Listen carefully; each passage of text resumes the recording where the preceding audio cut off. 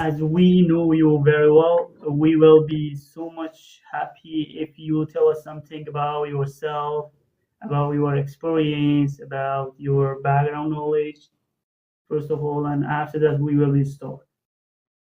Fantastic. Well, I'm Muhammad Hassan, and I'm 29 years old at the moment. I'm nearly 30, and I quit studying when I was about 20. Like nearly 10 years ago, I quit going to school. I started learning on my own, and because I wanted to make money. Um, and I wanted to become a filmmaker, so I started going through a lot of YouTube videos, watching. I was basically spending my entire time on YouTube trying to become a filmmaker. And then I became really obsessed with a TV show which is called House of Cards. I don't know if you've heard of it, but in Farsi we say Khane Pushali. So that TV show, plus all the YouTube videos that I watched, plus my passion, which was filmmaking, got me to the point where I am in English. And I think if I can give you a summary about my English learning journey, nearly 5 years ago, I started working on my English. 4 years ago, I can say. And then in 1 to 2 years, I became advanced, and then I started my own Instagram profile, and then I started teaching others how to become a fluent speaker, a native-like speaker. And I basically produced more than 10 courses, specialized courses. I worked with many English teachers and other teachers about other fields pertaining to, self-improvement and self-development. And but my website is now down due to the situation in Iran. We cannot access it. I don't know what to do. It's gone. Actually, it's not available. But yeah, pretty much that's what I can say about myself and my business journey and my academic journey. That I started learning on my own and teaching on my own, and here we are. Thank you so much. Thank you so much. What an excellent and useful experience and knowledge that we have, that we learn and hear about you. Okay, Mr. If I'm not mistaken, Rahim Lu, yeah? Yeah. I'm pronouncing good. Okay, Mr. Rahim Lu, uh, let me first of all mention this question that we are going to talk about. We are going to mention all the question about this title, this subject that will be about language. So first of all, could you please tell us something first, shortly about language? What is language, or why should we call it language, or why should we learn it? So after that, we are going to start our questions. Well, I believe it was, religiously speaking, it was in the time of Abraham, where everybody was speaking with one language, and it was a universal language. Everybody was speaking using one language, and then God punished the nation of Abraham by making them not understand each other, and then our language became divided. And then, as a result of the rebellious people that were there, or the rebellion that took place in the time of Abraham, God divided the people and punished them in that way.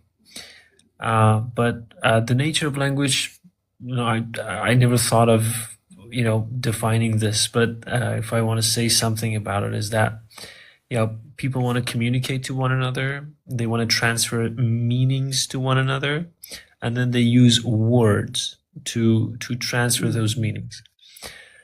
And any country, any culture, any group of people, they have their own way of communicating, and their own tone, and their own intonation, and their own way of transferring their ideas and the meanings that are there in their heads. So the language becomes the tool, becomes the messenger of your mind. You have a mind in which there's a lot of data, and you want to. This tongue is a messenger of that mind, which tells others what you think and what you believe and what you feel. Thank you so much. Thank you so much.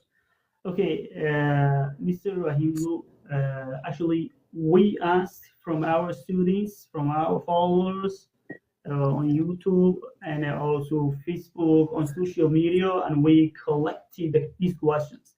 So at the very beginning, let me mention it that these questions are not related to me or to some other kind of teachers. These are from students that would like to learn language. So Okay. that is why I mention it, because some of them are maybe easy questions, or I don't know, not too much meaningful questions, but still we are going to reply or answer even some sentences about that question.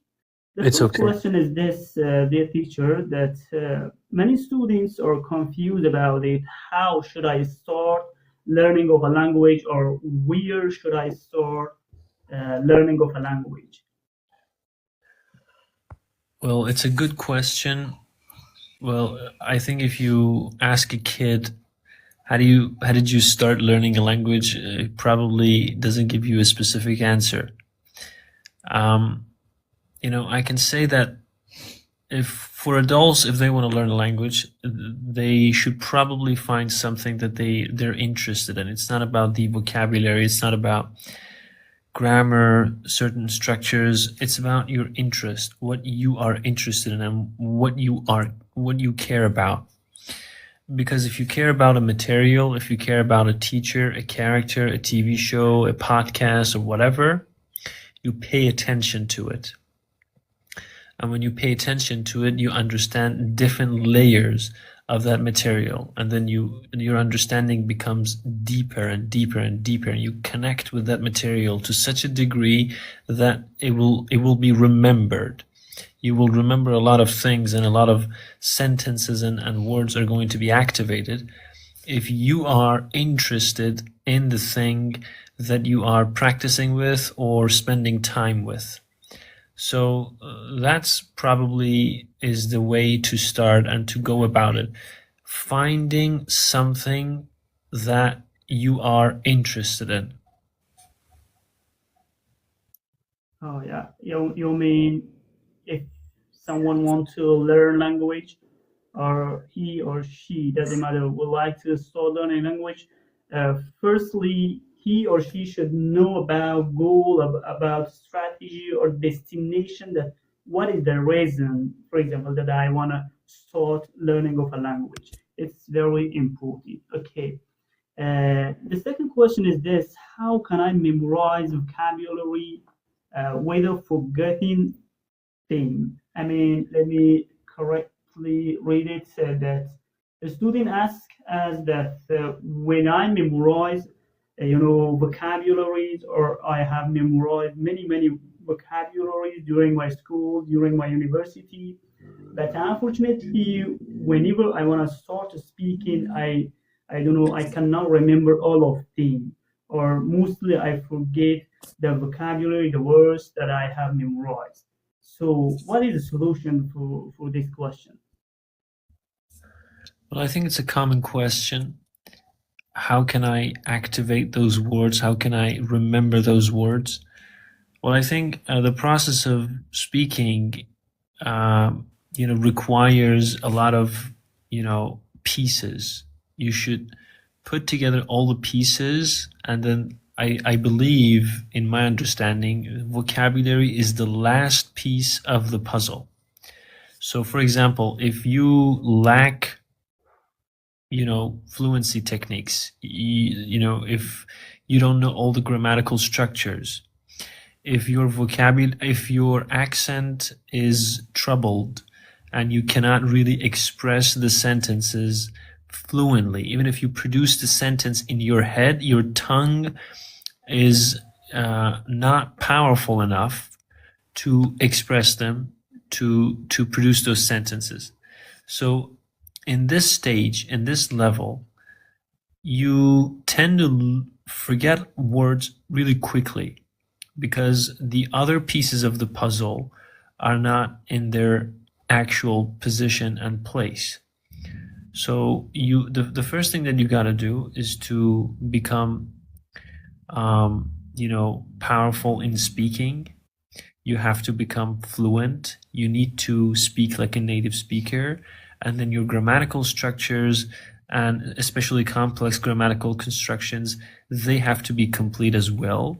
So you should know grammar and you have to be advanced, to be honest. And then after that, you can listen easily, you can speak easily, you can produce easily, and then the last piece of the puzzle is going to be vocabulary and is going to be activated really, really easily. But it's important for me. I don't say to people, I don't recommend that people go and start memorizing words, writing them down, putting them down, or do something to memorize the words directly. I tell them that first of all, you should memorize the sentences. It's not words that you should care about. It's the sentences that you should pay attention to. But first of all, you should work on your accent, your speaking skills, your listening skills, and then you should complete your grammar. After that, vocabulary is going to be a walk in the park. Shouldn't be that hard. Okay, thank you. I think Mr. Mansour share this question. That's how long it takes me to pass the IELTS. Okay, brother. After a few minutes, that we are going to answer other questions. I will ask you a question from teacher. Okay, the next question is this: how can I speak faster, or how can I become fluent in speaking? Doesn't matter in English. Let me consider it in English. How can I speak fluently when I want to speak English language? Well, fluently speaking, I think we go back to the very root that we talked about in the previous question. There are pieces that you should complete. And if you go about it step by step and you be patient, it will happen. But people usually go backwards. They start with vocabulary, and then they work on their grammar, and then they start listening to podcasts, and then they start speaking, and then finally they work on their accent, if they ever do that. But what I suggest is to do the exact opposite. Start with the accent. Imitate and mimic the accent of the native speakers. Connected speech, fluently speaking. They write down, that's what they write. I would not have been able to do it if you had not done that. But they say, I wouldn't have been able to do it if you hadn't done that. From the day one, you should start speaking in this way. I wouldn't have been able to do it if you hadn't done that. Instead of didn't, you should say din. D-N, din. I didn't do it. I didn't do it. It's easier, actually. Okay, but we're not used to it. So work on your accent first, start speaking, and then work on your listening by listening to a TV show or podcast or whatever, and then go to grammar, finish your grammar, and then do the vocabulary. In this way, you don't memorize, you just produce. It becomes it becomes your own. It becomes you. The language is not going to be a part of you, it's going to be you. So I think this is the way. And then fluency, it just, practice makes perfect. And there's no shortcut. You should practice, you should speak, and then you should speak faster in your practices and your exercises, and then you're going to become a fluent speaker.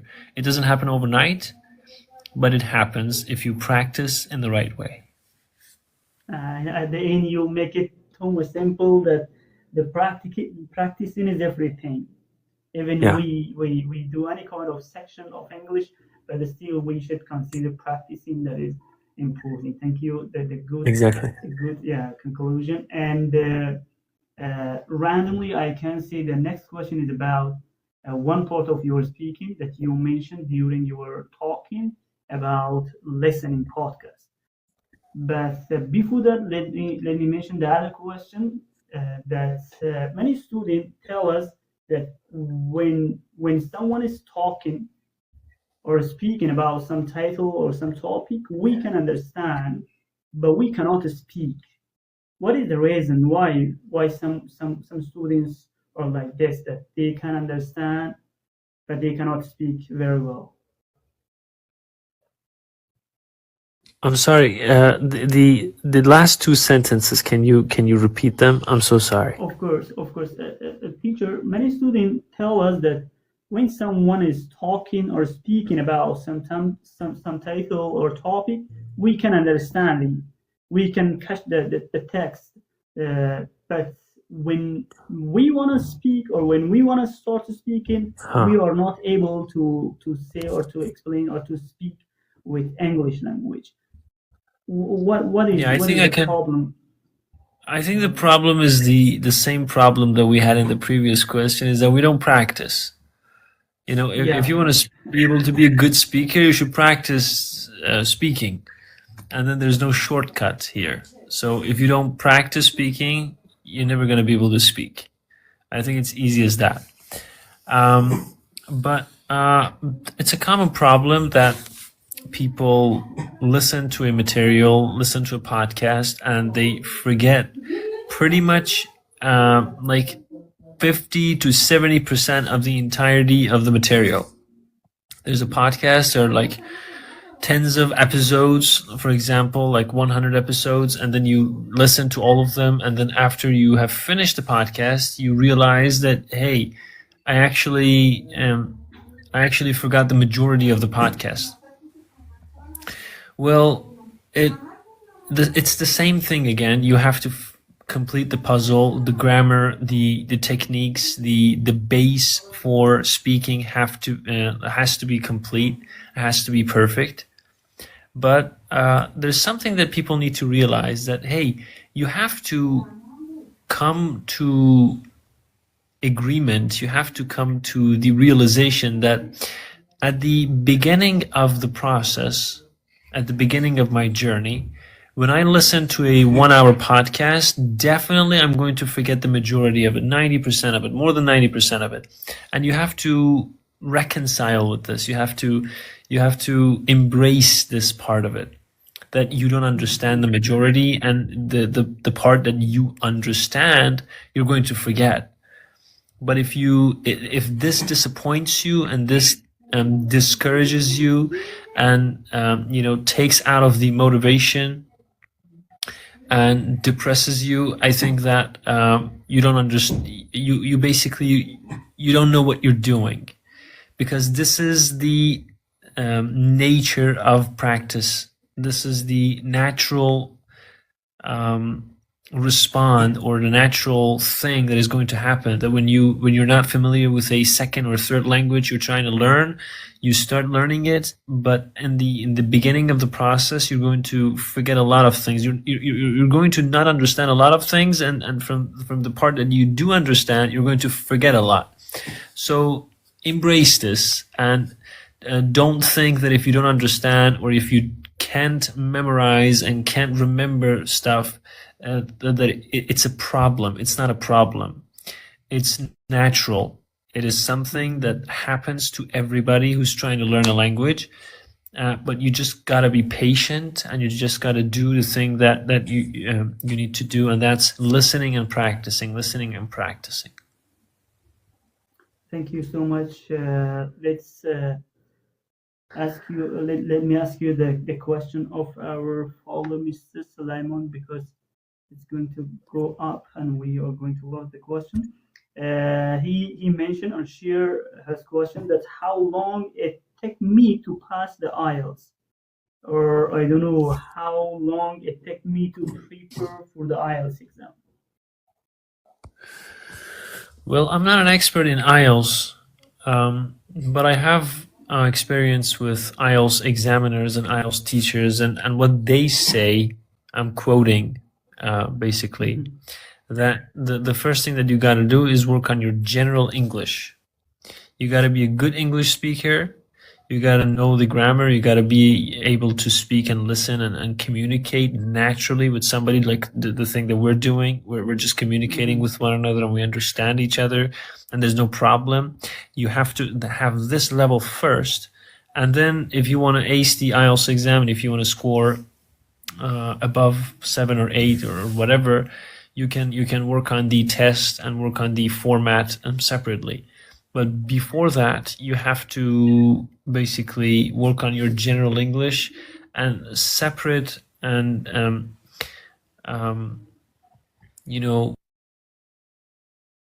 separate from what's going to happen in the IELTS exam.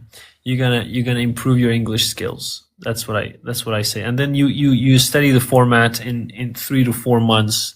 I don't think that's gonna. It requires any time more than that if you are a good English speaker already. Yeah, of course, as a matter of fact, if we think about IELTS or TOEFL, I think they are a part of English, but as you mentioned, before IELTS and TOEFL, we should take care of our general English. If we do not know, or if we are not complete at a general English, so it's not necessary to think about IELTS or TOEFL. But when we are excellent at this part, on that time we can go privately or learn some skills, some other kind of tips or formulas about IELTS or TOEFL that we be ready for exam. Okay. The teacher, Absolutely. many students mentioned this question, that is it necessary to start watching movies or listening to podcasts at the very, very beginning or not? We have to firstly memorize vocabularies or study a part of grammar, or we should learn language for a period of time and after that start watching movies or listening to podcasts. What do you recommend for these students? Well, I believe that the sooner you start watching something, the better. And if you wait, and especially if you start with books, that probably weakens you, and that'll make you have to work on your speaking even more and harder, because you would shape your understanding of the spoken language, and then you gotta change it. You gotta alter it. I gave you an example. I would not have been able to do it. That's what's written. But they say I wouldn't have been able to do it. So if you start with I would not have been able to do it, you gotta take that out and then put the alternative there. And that's not good. That's not the best way to approach this. The best way to approach it is by start listening and then watching something and then repeating it. If you start with this, it'll be much easier for you to learn the spoken English. Thank you so much. And the next question is about accent.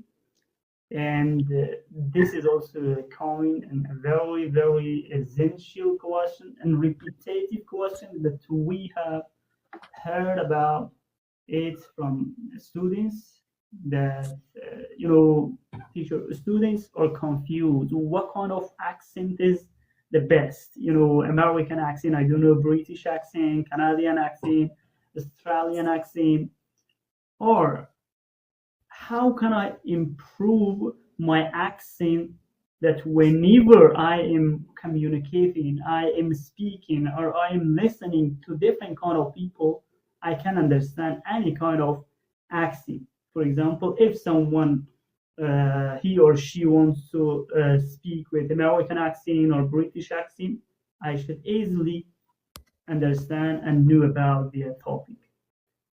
Well, it's a good question and a common problem, I believe, because there are so many accents and dialects in every language.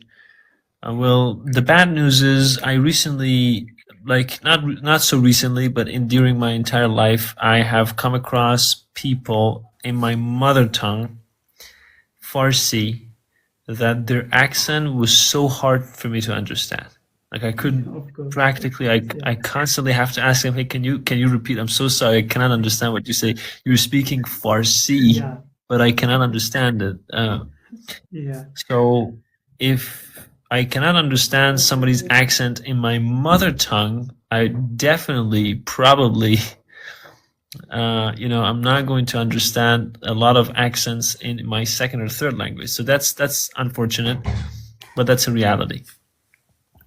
About which accent is going to be the best, I believe American accent is the most common, is the easiest one, is the one that is globally accepted and used, and people understand it better. And there's much more material that's available that is produced with that accent. There are so many actors that use that accent, and so many podcasts. The producers are just more in that accent, and it's easier to produce the sounds in the American accent versus the British accent. The British accent is just more theatrical and is harder for people to produce and be able to mimic the Britons. It's just harder. That's the reality. And so I would recommend everybody to start using the American accent and practice it, because it's just easier, and it's wider, and it's more understandable for you and for others. That's ultimate. And if you understand one major accent and you perfect it and you master it, other accents are easier to understand.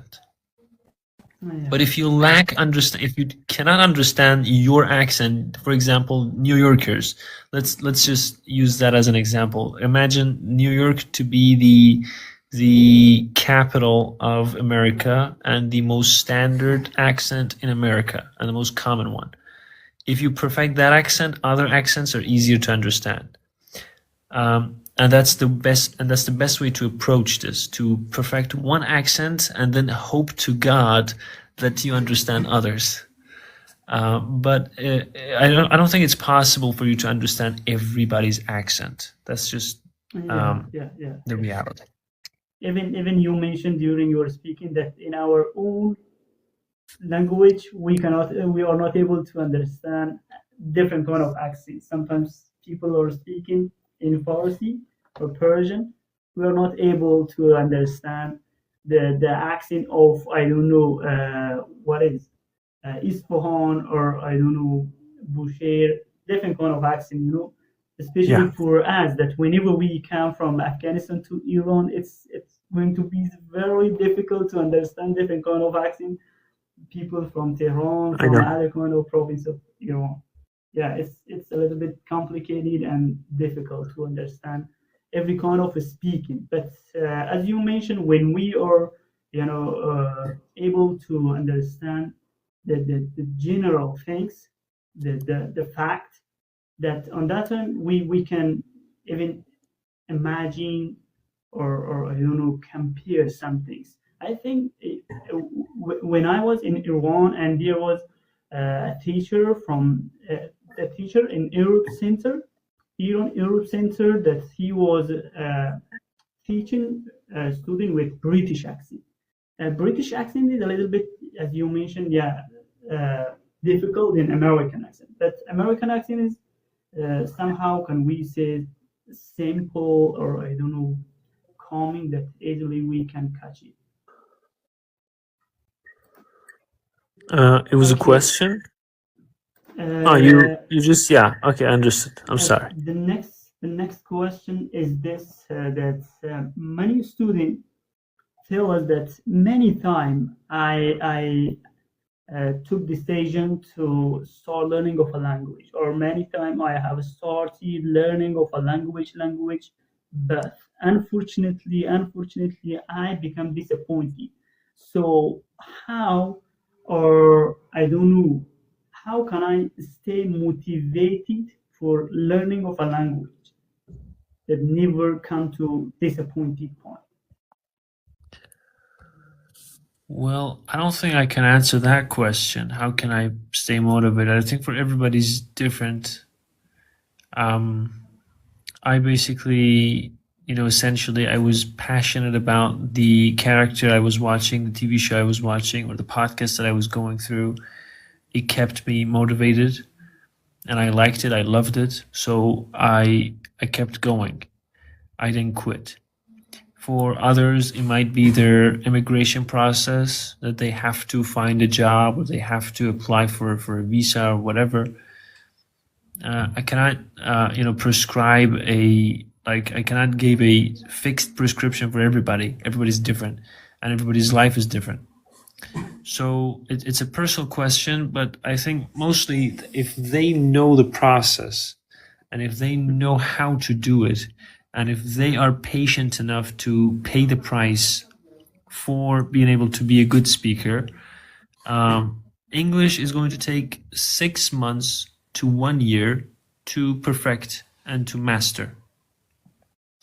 But in that 6 months, in that 1 year, you got to be patient and you got to pay the price of doing the exercise and doing your practices on a daily basis, constantly, persistently. So, yeah, I think just do it. Even if you're not motivated, understand the process and just do it, and you'll get there, hopefully. Yeah, yeah, it's good. And I think questions are a lot. As I mentioned, some of them are not too much meaningful. Okay, uh, what about this question? That is it possible to learn English language without participating or attending to centers or not? I mean, is it possible to learn a language privately with myself by using YouTube or by using other kind of application without taking a teacher or without, I don't know, going another kind of centers to learn English with other people? Well, my personal experience tells me that absolutely. I've never had a teacher. I've never taken any courses. I've never participated in any classes. I just started watching something and then practicing with it, and there we go. And, I could learn it. And then even grammar, the grammar part, it was harder because I had to, look up every vocabulary in the book that I was trying to learn. But ultimately, I can say that more than 90% of what I did was on my own, and I did it alone without any help. So if I could do it, everybody can do it. But you need to believe that you can do it, and then you should do it. And I can say that the vast majority of the responsibility of helping you learn English is on you. You should motivate yourself, you should inspire yourself, you should teach yourself, you should practice constantly. Even if you have 3 times a week a class with a teacher, those 3 hours are not going to help you that much. And your constant attention, persistently practicing, that helps a lot more than hiring a teacher or taking a class, I think. Yeah, yeah. You mentioned about your uh, personal experience. I think it is a little bit difficult to learn English with privately.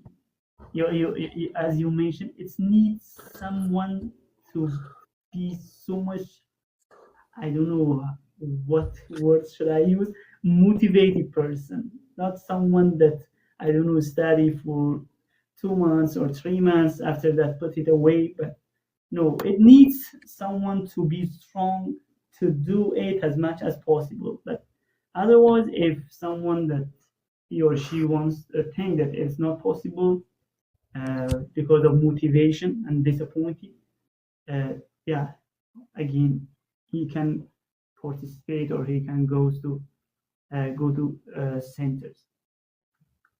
The Teachers next can help, question, definitely. I'm not against yeah, hiring yeah, teachers. The teachers can definitely motivate you, can check up on you and keep you on track, and then follow up on you. It's their job basically to keep you in the process. So if you have the money and if you find the right person that that you're interested in and you think that they can help you, definitely hire them. It's a no-brainer. But ultimately, you're going to be the one who makes your English better by constantly practicing. yeah, okay. And the next question is about grammar, and after that, we come up with the final question, dear teacher.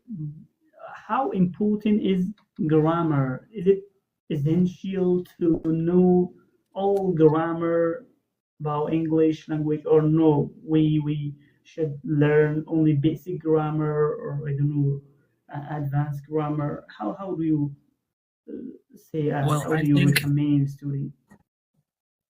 I think from the pieces of the puzzle that we mentioned previously, grammar is one of those pieces that you can complete, that you can finish, that you can become advanced, and you can say that, hey, I have acquired the certain grammatical skills. I have learned the grammatical constructions that I had to and need to learn.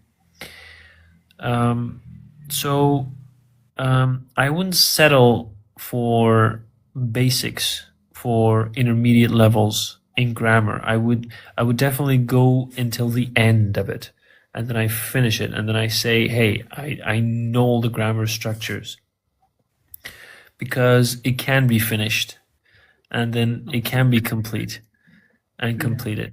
So yeah, personally, I would recommend that you become advanced and then move on from it for the rest of your life, and then use it easily, use it comfortably for the rest of your existence. Vocabulary, no. Vocabulary, there's no end to it. Every day there are new words that are being born into the language. Teachers that have more than 15 years of experience have, for example, like 15,000 words activated in their head when there are millions of words in the language. So the ocean of words is never ending. It's always something to learn, words to learn. But the lake of grammar can be finished, can be understood in its entirety. And definitely, I would recommend that everybody becomes advanced in grammar and finish it and put it aside. Yeah, exactly. This is not something that we should say, okay, I have done, I have completed it, and it's not necessary to go deeper or deeper. And this is something without finishing point. Yeah. And dear Rahimlu, the last question is how important is learning English language in today's world? Why? We know this is an international language and the language of technology. And what do you think? How important is this? Well, good question. I think it's the most important thing. I believe that by 2050, it is going to conquer the world. This language is the easiest language to learn, and pretty much everybody is going to be able to speak this language by the year 2050. So it's not even a long-term investment, because you can learn it in less than a year. So Yeah. it's a no-brainer. It's easy, it's common, it's being used by everybody. It gives you more options. Currently, there's more than 3 billion people that can speak this language. And so it's important. Definitely, it's important. And I really can't emphasize enough on the importance of learning it. But those who have learned it say that it was worth it, that it was worth their Yeah, while. yeah. So don't hesitate. Don't think that, hey, maybe I can do something better. Yeah, of course you can do a lot of things that are good, but this is also good. And if you do it, you find that what you did was worth it. Of course, like the one sentence that you mentioned, that even we do not mention, even we say nothing about importing. It's clear for everyone that it's important. And of course, as you mentioned, but you know, when I was in Iran and Afghanistan and was learning English language, I thought with myself, this is very hard language and difficult. But after that, I came to France, and now I am learning French language, and I knew, wow, what an easy language that was English, but we thought that is difficult. No, as you mentioned, it's very easy and standard. This is somehow, can we say, standard language that